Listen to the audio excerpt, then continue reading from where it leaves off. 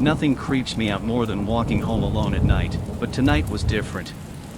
It was freezing cold, and the fog was so thick I could barely see the street ahead. I'd just finished a late shift at the burger place, and all I wanted was to crash on my couch. But as I cut through the old park, the silence was broken by a strange sound. It was faint, almost like someone was trying to be quiet but failing miserably. Curious and a bit annoyed, I paused to listen. It was a laugh, but not the kind you'd hear at a joke, more like something out of a nightmare. I peered into the fog, trying to make out where it was coming from. Under the only street light that still worked, there was a clown. Yeah, a clown, in the middle of the night, with no one around but me. He was juggling, his face painted with a wide, creepy smile that didn't reach his eyes. Those eyes were dark, almost empty. The sight of him sent a chill down my spine, but I told myself it was just some weirdo, probably trying to practice his act or something. As I got closer, he stopped juggling and his gaze fixed on me. My heart started to race. Something about his attention made my skin crawl. I quickened my pace, but so did he. He wasn't just following me, he was mimicking my steps, like he was mocking me. His laugh grew louder, echoing off the silent houses around us. That's when I noticed the knife in his hand. It glinted under the streetlight as he twirled it around his fingers. That was my cue to run. I bolted, cutting through the darkest part of the park, hoping to lose him. I could hear his shoes slapping the pavement behind me. The giggle wasn't funny anymore, it was downright terrifying. I dove behind a bush, trying to catch my breath and quiet my panting. The clown's footsteps slowed, and I could hear him whistling a tune, as if this were all just a game to him. My heart was thumping in my ears, and every second felt like an hour as I prayed he wouldn't find me. Just when I thought he had given up, the whistling stopped. The silence was worse. I peeked out, and there was nothing. No sign of him. I waited, listening hard for any sound. But there was nothing except my own heartbeat. Thinking I was safe, I began to crawl out of my hiding spot. That's when I heard it, soft and menacing, right behind me. Peekaboo. I spun around, and there he was, crouched down, smiling that horrific smile. I screamed and scrambled to my feet, running faster than I thought possible. I didn't look back, I just ran straight for the street, shouting for help.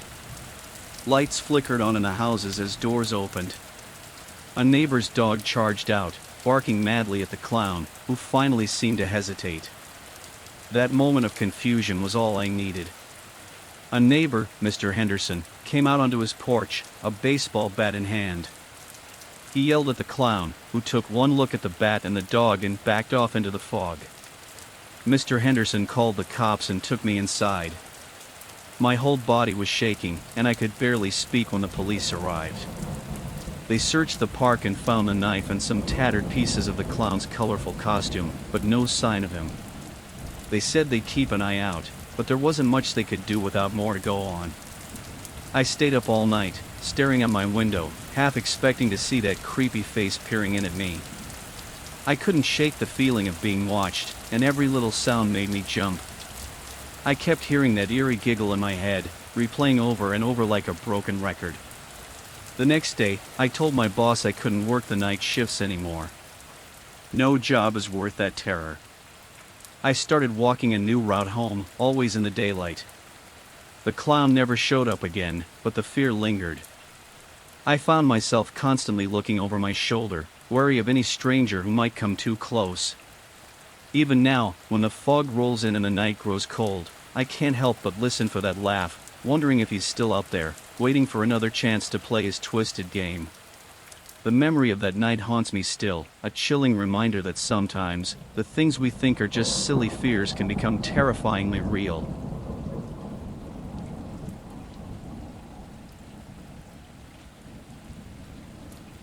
I was 12 that summer when Jack and I decided to brave the old carnival, despite the stories that had haunted its past. I remember that evening like it was yesterday, the air tinged with the sweet smell of cotton candy and the distant sound of laughter and screams blending into the twilight. Little did we know, we were about to encounter something far more sinister than the ghost stories we dared each other to face.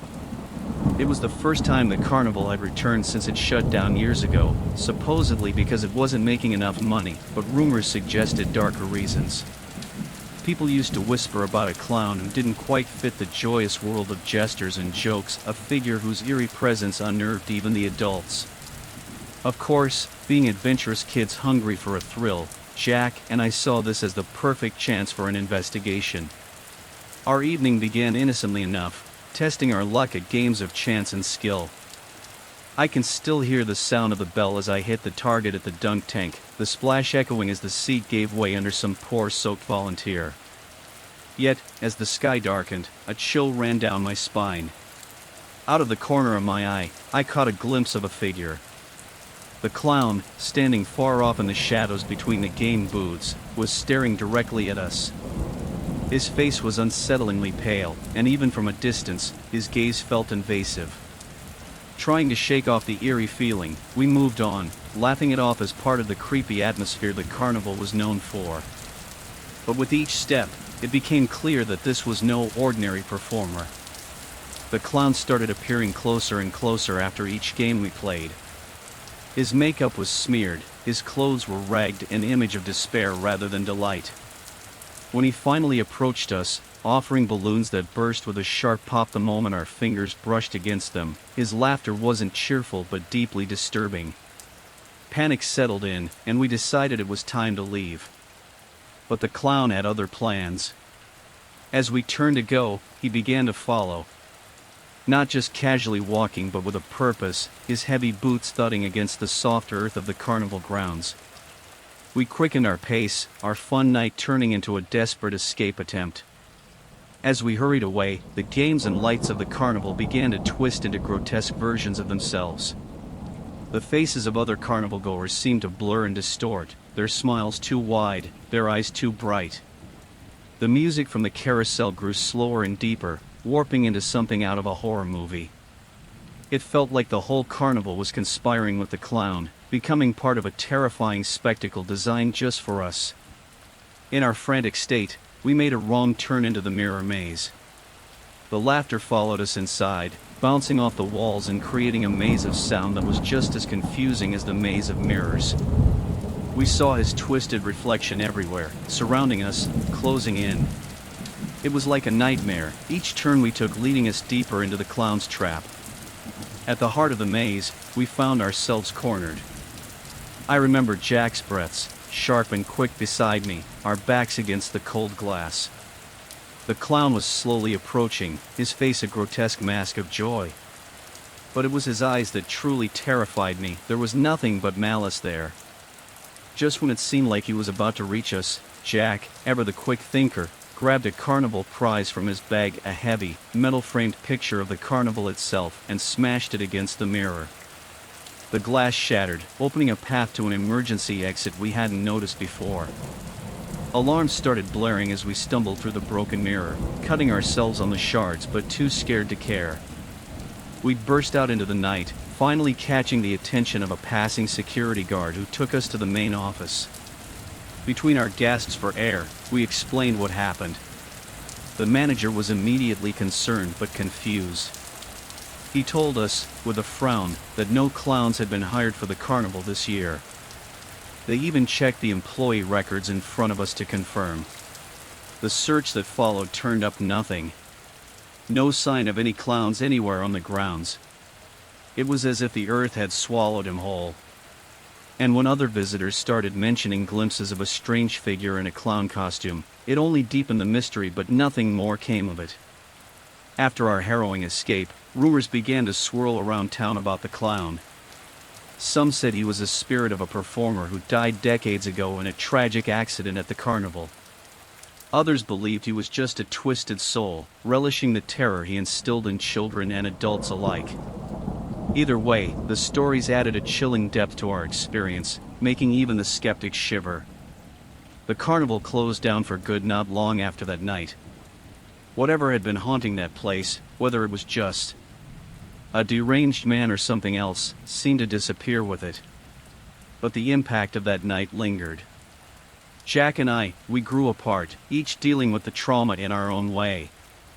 I started having nightmares, ones where I'm trapped in a maze of mirrors with that clown's echoing laughter chasing me. Even now, years later, I can't pass by a carnival without my heart racing. Looking back, I think about how we ignored all the signs that something was off that night. The desperation in the clown's actions, the ominous atmosphere as soon as we stepped into the carnival, the stories we had laughed off, it all pointed to something we should have taken seriously. So, here's what I've learned, something I tell my kids now: always trust your gut. If something feels wrong, it probably is. Don't ignore the signs. And maybe, just maybe, steer clear of the clowns.